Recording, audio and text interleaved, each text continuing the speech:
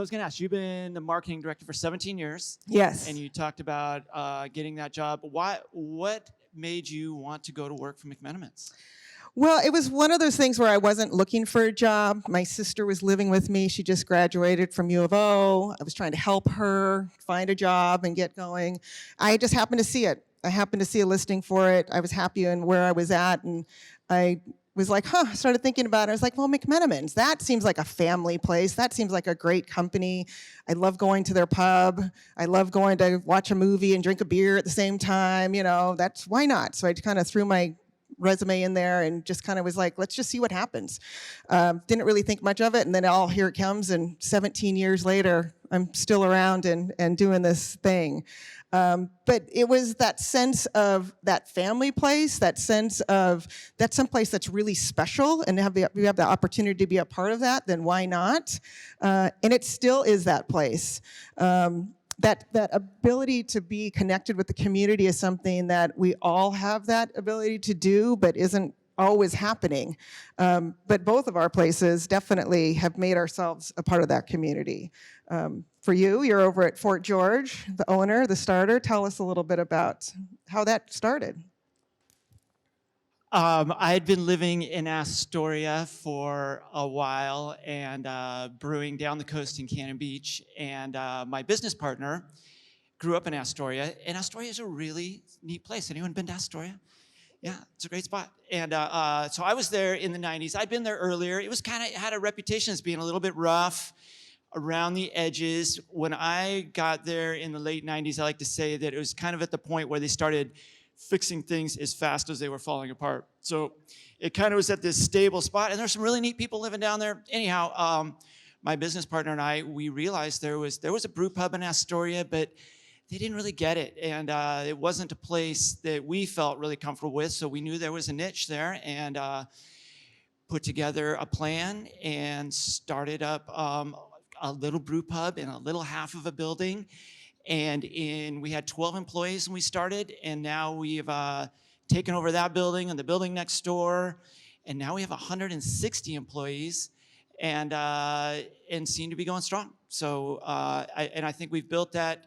We were always really focused on our locals and on the place we were in and on the buildings we were in. We're really lucky to work in these old, really beautiful, historic landmark buildings, and which kind of describes all of Astoria. They take history really seriously in Astoria, so we had to stick very close to reality of the history. There was a place next door that they opened a hotel about the same time we opened, and they came up with this whole fake backstory for it, and the backlash from the locals was amazing. I'm so glad I got to learn that lesson from someone else. Well, certainly the history of the place is something that, McMenamins, we really have that as important. Mike and Brian McMenamin are our founders. They started the company in 1983, and they're still a part of the company today. It is a family-owned business. We've got Mike and Brian, we've got second generation now with the kids. They love it when we call them the kids. They're all general managers in the company, worked through the company for a long time. But that sense of history, I remember talking to Mike at one point, and he was like, history is powerful. Remember that. History is powerful. And that community where you're in is important. Everybody has a piece of history. Every place has a piece of history. So when we have our different places, whether it's a place like Edgefield, where if you've gone to Edgefield, it's an old 1911 poor farm that's now this amazing restaurants, pubs, golf course, spa, all kinds of stuff. But then we also have our strip mall pubs, our Sunnyside pub. But every single one of those places has a piece of history to it, and we want to be able to tell that history. So we have a history department that actually goes through and researches that and finds out about it, so that we can keep that connection to the community that was there. But we also really try to connect with the communities around us now. And that was one of the things that when I think about Fort George, and when I think of it, it's like, oh, Fort George, I had never really been to Astoria that much or at all before Fort George Brewery. And then we went there, and it was this amazing place, and you felt really good when you were in there, and they had this old building, and sometimes working for McMenamins, maybe you forget that that's that feeling that you get, but that's how I felt when I went to Fort George. So when we had this opportunity to talk, actually, I was like, oh, I'm going to finally get to talk and meet with Jack. This is great. And he's part of the McMenamins family because he used to be a brewer at one of our places. So it's really fun, but it's that connection to community that's really important. And you have done that most definitely in Astoria. And I will openly admit to stealing most of our ideas from McMenamins and other places that I've worked, because that's that feel that you have kind of more of a campus to wander around on than just going into a pub, and that sense of discovery when you wander around, stuff like that. And one of the things we talked about earlier too, we as both of our companies have grown, they've taken on a lot more. When you start off with 12 people, you know everybody and their families, you joke around with them every day. But as you grow, you got to get a little more corporate, so to speak. You have to get a little more formal, a little more organized. I like to call it organized rather than corporate. But I agree. But how do you? It's really important to get all of. You have thousands of employees. Yeah, we have 3,500 employees amongst our locations. So how? And they're the people that are making that direct connection with your customers and guests and stuff. How do you get your super cynical server to buy into? I mean, I was going to say something really cynical like, yeah, if I had remembered to bring the beer, you guys, I would say drink every time we say community, and then this thing would be over in half an hour. But I try not to be cynical about that. But how do you translate Brian and the other Those guys absolutely know my name. They're amazing at that. I haven't worked there in 20 plus years, and they still would recognize me and remember my name. They're amazing. But anyhow, Mike and Brian, how do you translate? How do you get people to buy into that vision? Yeah, well, part of it certainly is employees. We have a lot of long-term employees. In fact, we have a dinner that this was my goal for several years. I got to make it to the 15-year dinner. So we have a dinner now that at 15, 20, 25, and now 30-year employees all go and attend this dinner. We're going to have the next one, which is at the end of the month, and we have 52 people that are there that are going to be reaching those milestones within the company. So 30 years. I mean, our company is 32 years old, and we've got employees that have been working there for 30 years. So part of it is there's a long-term employee and trying to have them teach what they have learned over the years. But it's tough. I mean, it's not an easy thing to be able to work with all of those employees and get everybody on the same page and to teach them. And so it's trying to show, it's trying to learn and just get them kind of indoctrinated in, McMenamins and all that we have to do. I mean, I'll admit, like, it's tough when you're a server. No matter where you are, it's tough when you're a server and it's super busy and you got all these people coming at you and wanting something. Will you stamp my passport? I know, exactly. And not every time is it going to be the best, but we do really try to talk with all of our servers and all of our staff and really try to give them tools in order to be able to do their best and be able to serve our customers the best way that they can. But it's a challenge because we have customers that really know a lot about us as well. And so there's a lot of questions coming. They aren't just somebody that goes to Hillsdale Pub and that's their place. They are somebody that goes to Edgefield and other locations, and they want to know about the beer and the wine and the history of the place and the history of the new place that's opening up. And so there's a lot of pressure on our servers as well to have a lot of that knowledge. So trying to be communicative to them, trying to share that energy and everything, but it's tough no matter what. So we talk a little bit about, I want to kind of mention a little bit too, just in talking about community and where we are today, and really the breweries and where we are today. We, of course, McMenamins and Fort George are a part of that, but 35 years ago, there was not this brew pub. There wasn't a brew pub on every corner like there is now. In those days, you were a Coors bar, you were a Bud bar, that was it. There were seedy bars around, but there wasn't a place for people to gather. And so there was a pub, then there was the brewery side of things, but you couldn't sell your beer on the same place that you made your beer. It's just how it was. And so there's a group of these pioneer brewers that came together. It was Mike and Brian McMenamins and the Widmers and the Ponzis, Fred Eckhart and Art Lawrence. This is a group that came together to pass this bill to allow for beer to be made and sold on the same premises. That was 1985. Crazy idea. Yeah, it's like that wasn't, what are they talking about? Why would you want to do that? So 1985, they were able to get that passed, and that has really changed the look of Portland and Oregon and the Mid-Northwest as to where we all go and where we gather. You know, there's a brew pub all over the place, but that wasn't the way that it was before. But it was that idea of why not, right? And it's like brewing the beer and making things and trying things out that you might not have done before. You know, as far as for us and McMenamins, we're always encouraged to try something, even though it may not be you may not know how to do it. We didn't know how to make beer. We didn't know how to make wine. We hadn't made whiskey before, but why not try it, right? Why not give it a try? It's that idea that you may not know, but take that leap. Because what happens? If it doesn't work, it doesn't work, and you go on and you try something else. But who knows what it can come into? I mean, we never had this idea that we would turn into the company that we are today. Mike and Brian wanted to own a pub, and maybe they wanted to own a couple pubs, and then they thought this was fun to make some beer and do some other things. But today, we have 55 locations, and we have hotels, and we have music venues and movie theaters, and that just doesn't come because we plotted it out and decided we were going to make that train. And I think when we were talking, it was similar with you and your growth and what you've been doing at Fort George. There wasn't a plan to be this, where you are today in this big building and your new prospect that you just announced just the other day. Tell us a little bit. Yeah, so we just started in the half of this one building, the Fort George building. That's how we got our name. And it was not a very good idea to name our company after a building we were leasing.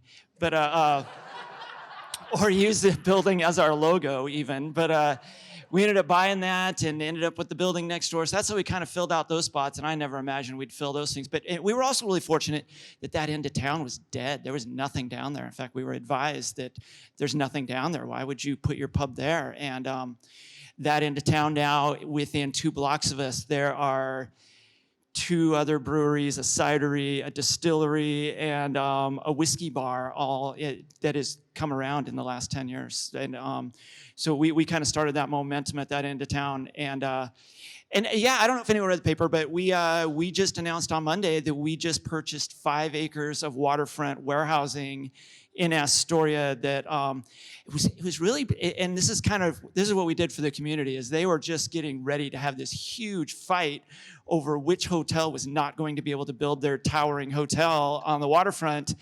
And my business partner, Chris Nimlewell, he is kind of a genius at putting together deals. And I think like Mike and Brian, he just doesn't, you can say no, but he doesn't hear that. He doesn't acknowledge it. It just goes over his head. He just never understands the word no, even when I say it. But that's how we have a brand new food truck parked in our front parking lot now too. I don't know how that showed up. But we just bought this 160,000 square feet of warehousing down on the Astoria waterfront that we're going to move all our brewing operations to, because we're kind of hurting that block a little bit with the amount of stuff we're doing, and move our distribution into, and move that all back into Astoria and make more jobs. And we just felt like we had all these people working for us that were kind of at this ceiling of what we could do, and that's going to give us a great opportunity to allow them to grow within the company and keep opportunities going.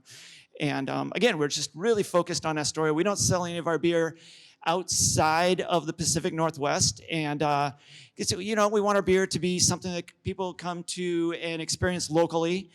And like when I go traveling, I don't want to drink the beer that I have at home. I want to try what locals are drinking. And plus, beer is really fragile, and I'd get nervous with our beer in Ashland or Spokane anyhow. So any further than that, I would be really nervous. So did I answer the question? I don't even remember what the question was now. That's okay. Yeah. But on that same thing, you have your beers only in that Northwest. We only sell our beer products and our beer and our wine and anything that we make at McMenamins. Part of that was because in the early days, Brian McMenamin and Mike both did a distributorship. They had a failed big fail in their business of being a distributor. But they also saw what that takes. It's hard. It's hard to get your product, no matter what it is, on those shelves. It's hard to kind of get in and get connected with who you need to. How do you do that? You just really have to power forward and make that happen. But Mike and Brian chose, because they saw how difficult that was, that they were not going to do that, and instead just concentrate on making products that we could sell in our own pubs. And those number of pubs have grown, and therefore the amount of products that we've made also have increased. But it's a choice that we made, and everybody makes their own choices on where you're going to be and what you're going to do and how you're going to get into those areas. And they're all of them are correct for whoever it is that you need to be. So our model's not going to work for you or somebody else, just as we don't want to be out there in other ways. So you got to do what's good for you and be in the places where you want to be, but don't feel like you have to be in a place because everybody else is doing it. You do what you need to do. Yeah, and I want to touch a little bit, you alluded a little earlier to the actual brewing community and how, the reason I stayed with it for 30 years is because it's always been so supportive. You go to these brewing conferences stuff, and everyone is super generous with information. They'll come over to your brewery and show you how something works. They'll give you they'll show you the recipes. It's been so supportive. And, there are examples, and especially now things are getting more competitive, and I think competition is healthy. It keeps you, we've got, like I say, there are now 5 breweries in Astoria, 4 breweries in Astoria, and it's made us pick up our game. We can't slack. We can't, just coast. We got to keep pushing. And I think competition is great, but the collaboration is what builds things. You can't look at it as the pie is getting smaller or your slice of pie needs to take up somebody else's. If everyone works together, and I feel that energy in this room, people are working together, you can build a bigger pie and grow it for everybody. And those, it takes hard work, and you got to show up every day and do your stuff, but it's such a better way to work than to be to claim your little corner and just fight for turf. It's really a much better way to go, to be collaborative and work together and share ideas. Absolutely, and collaborating with other breweries, collaborating with other products, whatever it is. Absolutely. So I want to mention too, just kind of on the community kind of based, you mentioned kind of a little stamp of, grabbing stamps or anything. I don't know if is anybody in here McMenamins passport holders? Anybody have those? All right, cool. These are our little passports that we've made, and this was a long-term project of mine that finally made it. You were behind the passports. That is amazing. Yes, I was behind that. But it was a way for us to get people, sure, we wanted to get people to come into our places, but we wanted them to experience all those things that we had going on for us that maybe people didn't know. People didn't know that we made our own wine. So after 20 years of making our own wine, let's put wine flights on there. And people didn't know we had movie theaters or whatever that is. So it was an opportunity for people to come in and try what we have going on and taste it, and not just come in and see one place or go to their neighborhood pub, but go to all these different places. And it's really become a community into itself. So that group of people has been amazing. And they actually are passporters. You get to be a cosmic tripster if you finish up. So you get to, you're on your quest to be a cosmic tripster. But it's important to be able to have those, your customers, and connect with your customers. And you can connect with them through so many different ways. So whether that be them walking through your doors, eating and drinking your products, or out, and they're actually advocates for us when they're out and about in the community. And they go all over the state in order to get stamps in all of their passports. But kind of in teaching too, they will teach our customers that are new customers. They'll be sitting at the bar next to each other, and they'll be like, what's that? What's going on? And they're talking about our products and what we have going on. And it's really just so great to know that you have customers that are loyal to you and that want to follow you, want to be a part of what you're making and what your brand is and what your product is. You put your blood, sweat, and tears into that. So it's great to know that they're there with you and they're cheering you along, and we want to have fun with them and support them, because we can't do it without the customers. They got to buy our products and come to our places. So, yeah. Yeah, one of the things I make sure that we do is get our employees out to festivals and tastings, because you can work there all day and people come in and it kind of gets a little routine. People go, oh my God, Fort George, I'm so glad to be here. So one of my goals was people come to Astoria and they go to the Column, they go to the Maritime Museum, they go to Fort George. So those are like the three things I want people to do. All three, yep. So we don't have a book for that, though. I need to get something going. But I make sure that employees get a chance to get out off the block and out into the world where our stuff is being served. And so they come back all super excited, like, oh my God, people were coming up to me and telling me how we were their favorite brewery. And, at festivals and stuff, people tend to be a little wound up. But maybe hyperbolic but especially if they think there's a free t-shirt in it for them. So, but it really is an effective way to show them how passionate people are for them going to work and doing their job every day, because they don't think about the long term or all the time. Some people are better at it than others, but they don't think about the consequences of getting up and cleaning the fryers and chopping the fries and cooking the perfect French fry every time. At least that's the goal, and how really important that is. And you can get really, again, cynical and discouraged if all you ever see are the Yelp reviews and that kind of stuff. But you get out into the world and people start telling you stories. Oh, I met my girlfriend at Fort George, or, he proposed to me at Fort George. We've actually done weddings at Fort George. So things like that and stories like that really turn the employee into an amazing ambassador and advocate for what we're trying to do. And then they can kind of see the big vision at that point of the effect we're having in the community, the effect we're having in the broader world outside of that. Absolutely. Let's see. I think another thing, I think about all the different ways that people connect, right? Connect to the product, the place, whatever that is. And this is funny, but I'm thinking about your guys' bathroom at Fort George, because the paintings that were in the bathroom. Yes.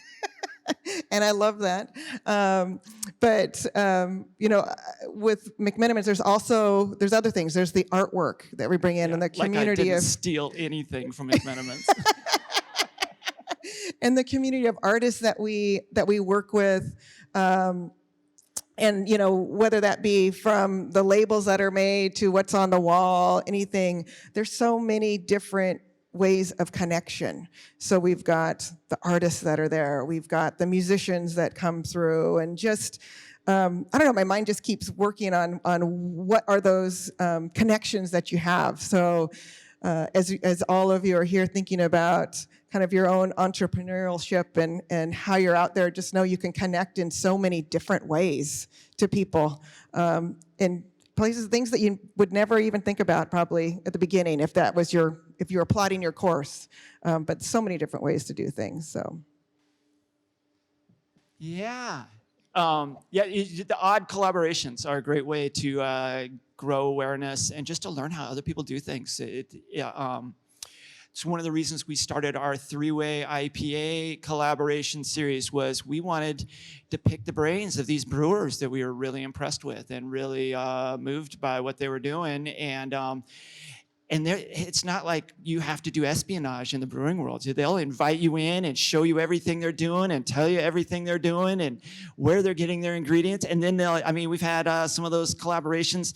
They will turn over all their hop supply for that beer because they feel so passionately about making that beer the way we've come about it. And but even similar business collaborations, we did a collaboration with the Hand Eye folks. We've done some stuff with them, and we did a beer with, it's one of the sponsors here. I'm just terrible at names. I'm so embarrassed I forgot Mike's name. But the Tender Loving Empire. We did a Tender Loving Empire beer, and I thought that was the kookiest thing in the world, but it was really a great collaboration to work with those guys and kind of learn what they were doing and and they have a really interesting business model, and so it's fun. So I guess, community, we're all part of it. It comes from every direction. And just encourage everyone to reach out. do something, even if you think you're going to fail, try it anyway. You never know what's going to happen with it, right?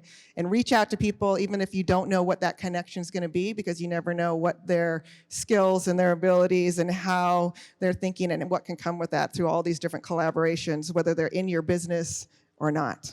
So I guess that's anything else? No, I'm good. I'm really done talking.